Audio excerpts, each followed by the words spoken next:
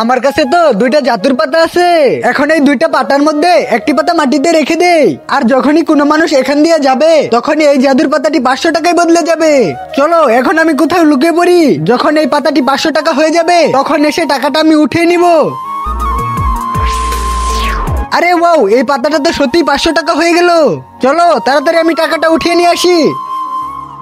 আজকে তো মজাই এসে গেল, আমি তো 500 টাকা পেয়ে গেলাম। এখন আমি এই পাতাটাকে মাটিতে রেখে দেই, আর যখনই এই পাতার উপর দিয়ে কোনো মানুষ যাবে তখন এই পাতাটি আবারও 500 টাকা হয়ে যাবে। চলো আমি আবারও কোথাও লুকিয়ে পড়ি। তো বন্ধুরা, মাকে তো সবাই ভালোবাসে কিন্তু বাবাকে তো কেউ ভালোবাসে না, কিন্তু বাবাও তো সন্তানের জন্য কম কিছু করে না।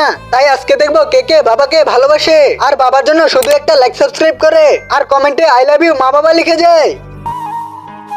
আরে স্কুলে তো আমার বাচ্চার ব্যাগ দিয়ে আসতে হবে, কিন্তু টিচার যখন আমাকে স্কুলের ফি দিতে বলবে তখন আমি কি করব?